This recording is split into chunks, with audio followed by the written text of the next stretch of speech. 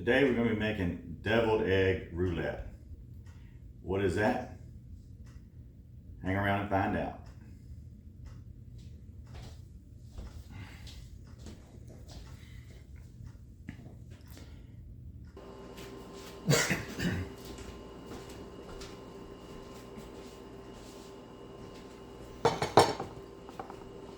All right, deviled egg roulette.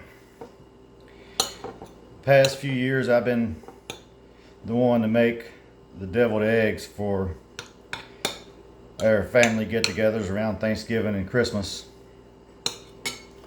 Not that I make them that much better. I think nobody else really likes doing it, and I don't mind. But I've already got my eggs hard boiled and split, and this is the yolk. We'll make them up just like a regular deviled egg. I'll show you how I do it. I put a little bit of vinegar, just like a capful.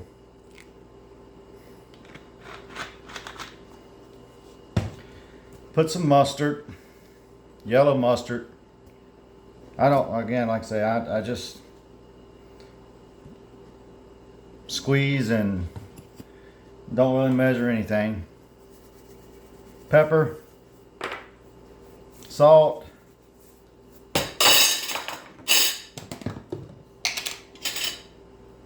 I got some mayonnaise. We like Duke's.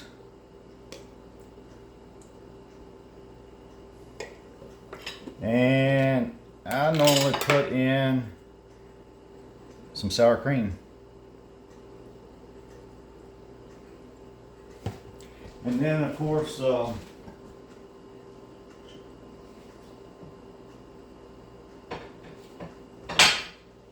sugar. I'll just start with that. I'll mix it up, give it a little taste, and re-season if I need.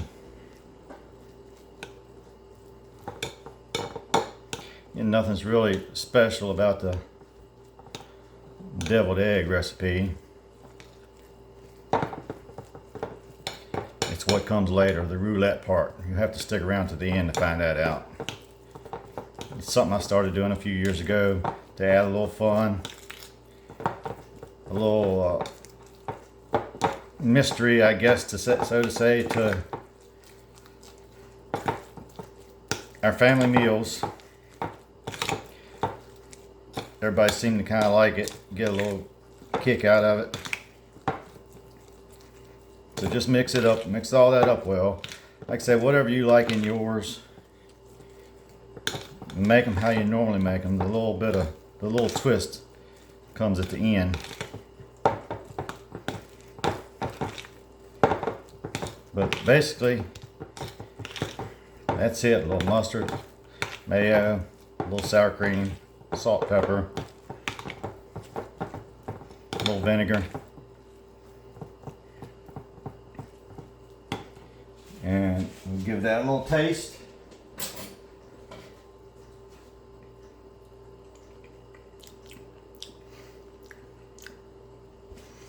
That's pretty good to me. So I'm just gonna start filling these. I don't put them in a bag and squeeze them in there. I will just take a little scoop, a little spoon, and a little scoop on each spoon.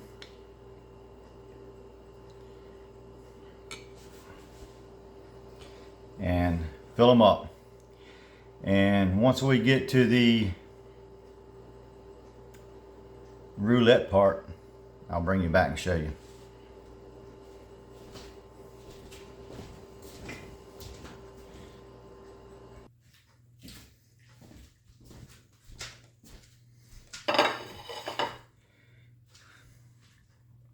All right, I got all these made. Again, the egg recipe is nothing special about that. It is a really good one. Really simple and quick, but the roulette part is what kind of makes it interesting. You see, I saved one egg unfilled and enough filling for that. I'm going to separate a little bit of that, the filling for the last egg. Just put it in a little bowl. And the roulette part is a habanero pepper. So I'm just going to take a little bit of that pepper, the habanero, and I'm going to dice it up and kind of really try to like emulsify it, I guess. Really crush it up, get the juices out of it. Really fine to where you don't have pieces of pepper. So I'm just gonna really chop it up fine.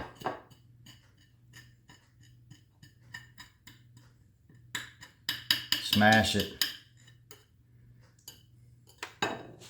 Get me a clean spoon and just smash it up.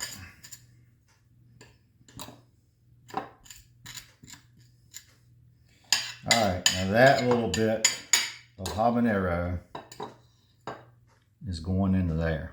So I'm going to mix that in with that little bit of deviled egg mix.